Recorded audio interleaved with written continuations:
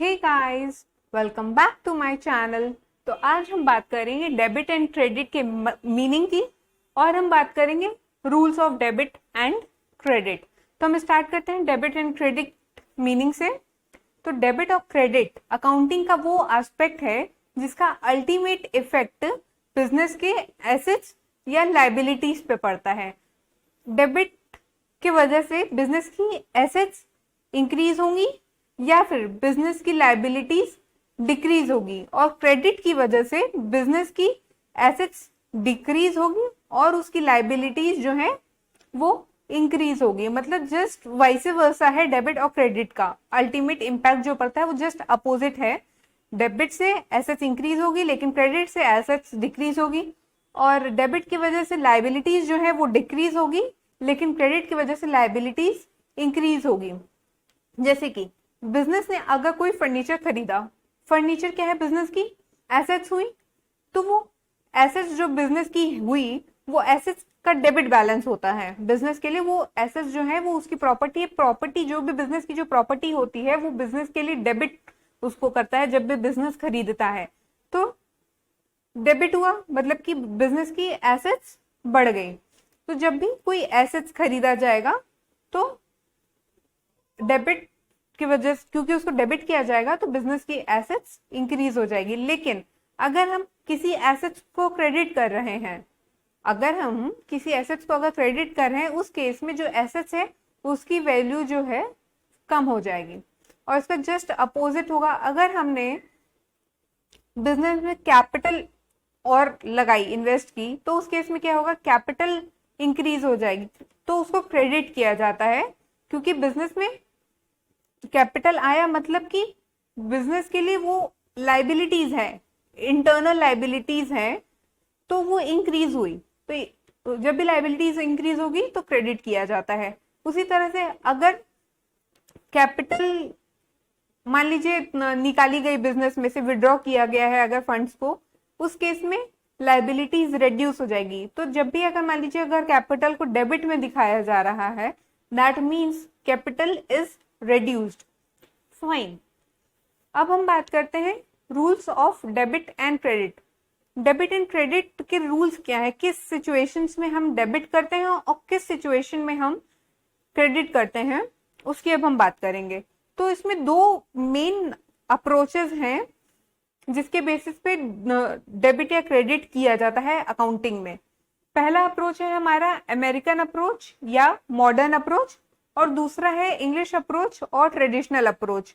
तो अभी हम बात करेंगे अमेरिकन अप्रोच और मॉडर्न अप्रोच की। इंग्लिश अप्रोच या फिर जो हमारा ट्रेडिशनल अप्रोच है, इसको डबल एंट्री सिस्टम भी हम बोलते हैं, और इस डबल एंट्री सिस्टम को हम अपने आगे आने वाली क्लासेस में डिस्कस करेंगे। आज हम डिस्कस करेंगे अमेरिकन अप्रोच को। ठीक है, तो इसमें हमारा सबसे पहला अप्रोच जो है वो है हमारा, मतलब इसमें क्लासिफिकेशन जो है, कैटेगरीज जो बनाई गई हैं उसके बेसिस पे। मतलब अमेरिकन अप्रोच में क्या है कि जो भी हम डेबिट या क्रेडिट करते हैं वो नेचर ऑफ ट्रांजैक्शन और नेचर ऑफ अकाउंट के बेसिस पे ही हम क्लासिफिकेशन और उसका डिवीजन करते हैं। तो सबसे पहला हमारा जो कैटेगरी है वो है हमारा एसेट्स अकाउंट। तो एसेट्स अकाउंट ये कहता है कि जब भी एसेट्स इंक्रीज होंगी, जब भी एसेट्स इंक्रीज होंगी तो डेबिट होगा, और जब भी एसेट्स डिक्रीज होंगी तब क्रेडिट होगा। लाइबिलिटीज अकाउंट, लाइबिलिटीज अकाउंट ये कहता है कि जब भी कोई लाइबिलिटी इंक्रीज होगी उस केस में उसको क्रेडिट किया जाएगा, और अगर लाइबिलिटीज डिक्रीज होती हैं तब उसको डेबिट किया जाएगा। Just opposite of assets account.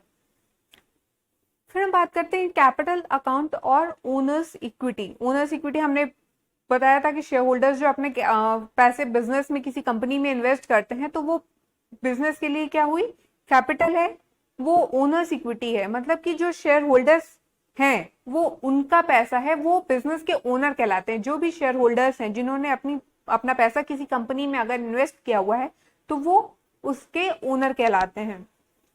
तो कैपिटल अकाउंट और ओनर्स इक्विटी क्या है, कैपिटल भी जो है वो क्या है, इंटरनल लाइबिलिटी होती है।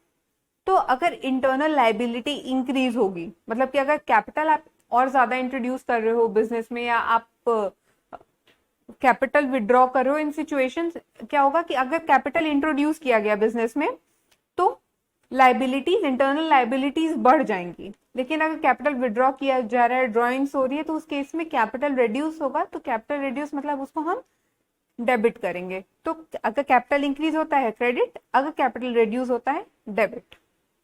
फिर अब हम बात करते हैं रेवेन्यू और इनकम अकाउंट की। रेवेन्यू हमने पहले भी डिस्कस किया था। रेवेन्यू इनकम क्या हुआ? रेवेन्यू वो जो बिजनेस के सारे ऑपरेशंस करने के बाद जो टोटल जो कमाई हुई एक पीरियड में, उसको रेवेन्यू बोलते हैं। और इनकम क्या हुआ? किसी प्रोडक्ट के बनाने में और उसको बेचने में जो फायदा हुआ, हमने बनाया 100 रुपए में, उसको बेचा 125 में, तो वो जो फायदा हुआ उसको हम बोलते हैं इनकम। तो अब रिवेन्यू और इनकम अकाउंट में क्या होगा? अगर रिवेन्यू या इनकम जो बढ़ती है अगर बिजनेस की, तो उसको हम क्रेडिट करते हैं। जब भी हमारा इनकम बढ़ेगा तो उससे क्या होगा? अल्टीमेटली जो इफेक्ट पड़ेगा वो बिजनेस की कैपिटल पे पड़ेगा, उसकी कैपिटल इंक्रीज हो जाएगी। तो हमने ऑलरेडी ये देखा कि अगर कैपिटल इंक्रीज होती है तो उसको क्रेडिट करते हैं। तो उसी केस में रेवेन्यू और इनकम अकाउंट में क्या है कि अगर आपका रेवेन्यू या इनकम बढ़ा तो आपका क्रेडिट होगा, लेकिन अगर आपकी रेवेन्यू या इनकम डिक्रीज होती है तो उसको हम डेबिट करते हैं। फिर जस्ट अपोजिट है इसका रेवेन्यू, लॉसेस और एक्सपेंस अकाउंट। इसमें क्या होता है कि आपके जो लॉसेस होते हैं, बिजनेस के जो लॉसेस हैं, वो अल्टीमेटली बिजनेस की कैपिटल को इफेक्ट करते हैं। लॉस अगर होगा बिजनेस को तो बिजनेस की कैपिटल रिड्यूस होती है, क्योंकि लॉस को हम कैपिटल अमाउंट में से घटाते हैं। और उसी तरह से जो बिजनेस को प्रॉफिट होता है, उस प्रॉफिट को हम बिजनेस की कैपिटल में ऐड करते हैं। तो अगर लॉस हुआ तो हम कैपिटल में से रिड्यूस किए, तो हमने बात की थी कैपिटल रिड्यूस होगा तो डेबिट बैलेंस। तो उसी तरह से अगर लॉस या एक्सपेंस हो रहा है बिजनेस को, मतलब अगर लॉस आपका बढ़ गया, आपके नुकसान बढ़ गए हैं बिजनेस के, तो उस केस में उसको डेबिट किया जाता है। जितने भी खर्चे या नुकसान बढ़ते हैं उसको हम डेबिट करेंगे। लेकिन अगर आपका नुकसान कम हो गया, आपके लॉसेस, आपके एक्सपेंसेस अगर रिड्यूस हो गए हैं, तो हम उस केस में उसको क्रेडिट करेंगे। तो ये 5 मेन क्लासिफिकेशन है जिसके बेसिस पे अमेरिकन अप्रोच को प्रिपेयर किया गया। और अमेरिकन अप्रोच में ये 5 क्लासिफिकेशन किए गए on the basis of nature of transactions. किस नेचर के ट्रांजेक्शन्स हैं उसके बेसिस पे। अब हम बात करते हैं कुछ ट्रांजेक्शन्स की। कुछ ट्रांजेक्शन्स हम डिस्कस करते हैं डेबिट और क्रेडिट को समझने के लिए। First transaction, started business with cash ₹2 lakh. 2 lakh से हम बिजनेस स्टार्ट करें, मतलब 2 लाख की कैपिटल हमने बिजनेस में इन्वेस्ट की। बिजनेस में क्या आएगा इस केस में? कैश आया, मतलब कि हमारी एसेट्स इंक्रीज हुई, राइट। एंड कैपिटल इंट्रोड्यूस हुआ है, that means capital also increased.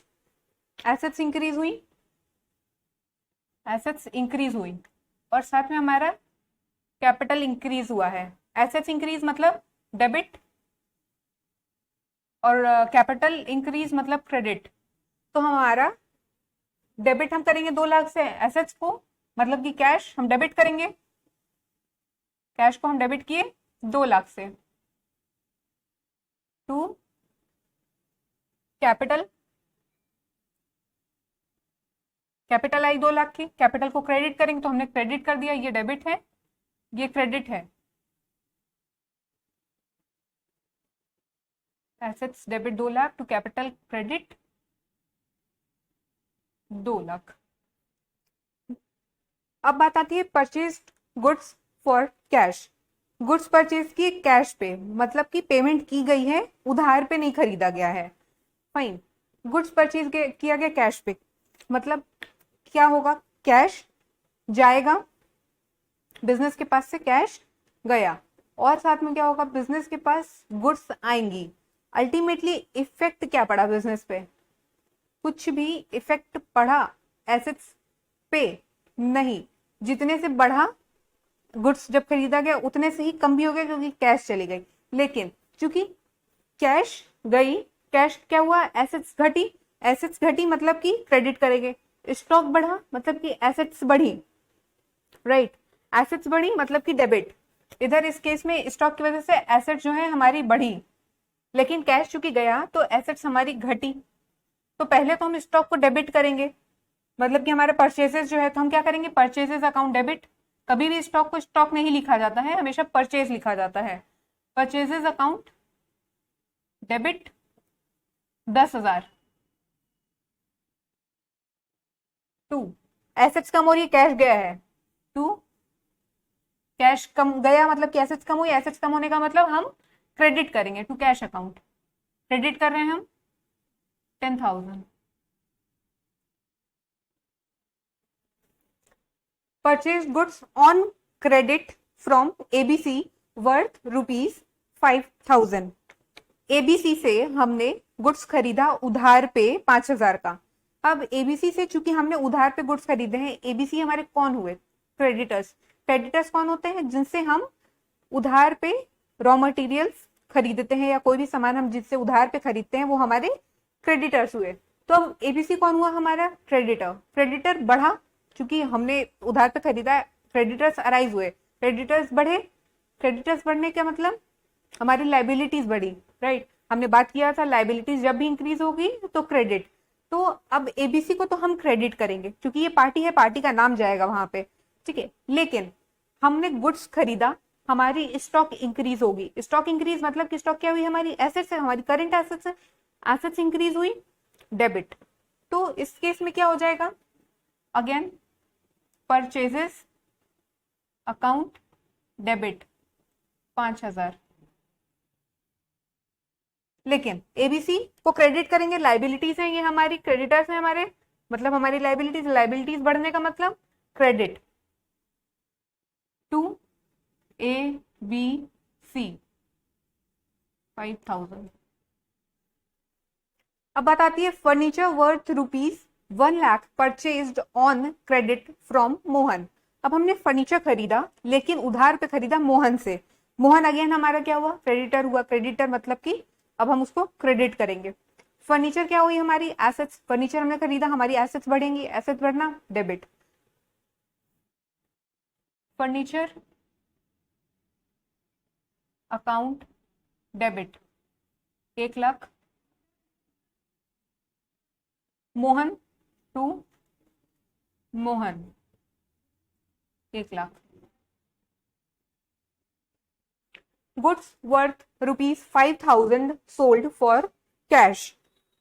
5,000 का गुड्स कैश में बेचा, मतलब कि पेमेंट हमें रिसीव हुई है।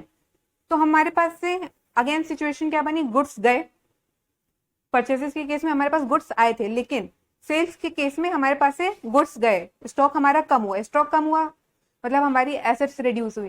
लेकिन चूंकि हमें पेमेंट रिसीव हो गई है, मतलब हमें कैश मिल गया, कैश आया मतलब कि एसेट्स इंक्रीज हुई। तो कैश के लिए हम एसेट्स को इंक्रीज करेंगे, राइट। तो हमारी क्या बनी, कैश आया, कैश अकाउंट डेबिट 5,000। बट हमारे पास से स्टॉक गया है, तो अब हमने चूंकि सेल्स किए तो हम स्टॉक तो लिखेंगे नहीं, तो हम लिखेंगे सेल्स अकाउंट 5,000। फाइन।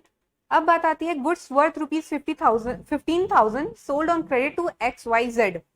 XYZ को हमने गुड्स सेल किया उधार पे, मतलब कि पेमेंट रिसीव नहीं हुई है, 15,000 का गुड्स उधार पे बेचा गया है।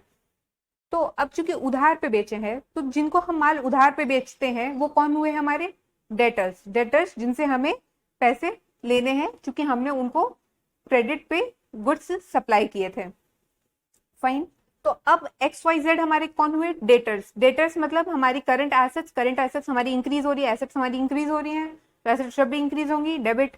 तो XYZ को हम डेबिट कर देंगे, XYZ डेबिट बाय 15,000। गुड्स हमने सेल किया, हमारे पास से स्टॉक कम हुआ, क्रेडिट कर देंगे क्योंकि हमारी एसेट्स रिड्यूस हो गई, to sales account 15,000, right. Cash paid to ABC ₹5,000।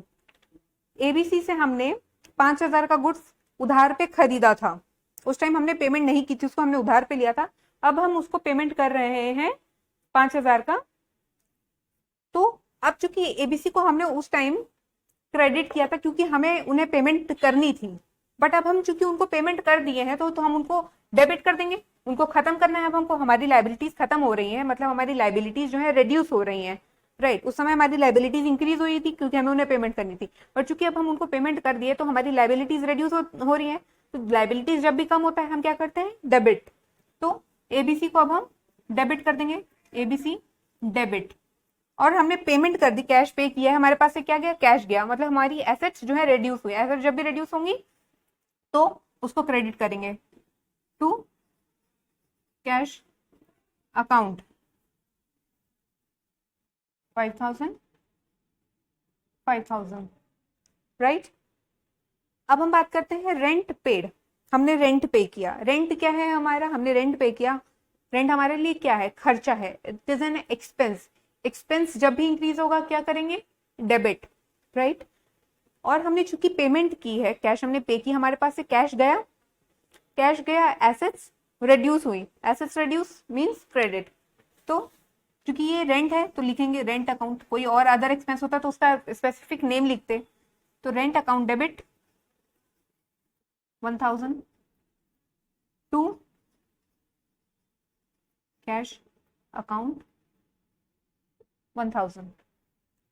तो हमने इतने सारे ट्रांजेक्शन्स को देखा, समझा कि कब डेबिट होता है, कब क्रेडिट होता है। लाइबिलिटीज बढ़ती हैं तो क्रेडिट, लाइबिलिटीज घटती हैं तो डेबिट, एसेट्स बढ़ती हैं तो डेबिट, एसेट्स घटती हैं तो क्रेडिट, इनकम बढ़ता है तो क्रेडिट, इनकम घटता है तो डेबिट, एक्सपेंस बढ़ता है तो डेबिट, एक्सपेंस घटता है तो क्रेडिट। तो ये बेसिकली नेचर ऑफ ट्रांजेक्शन्स हैं जिनके बेसिस पे ये डिटरमाइन किया जाता है whether it will be debited और it will be credited. Okay, so this is all for today. We will meet in next class. Till then, take care. Bye bye.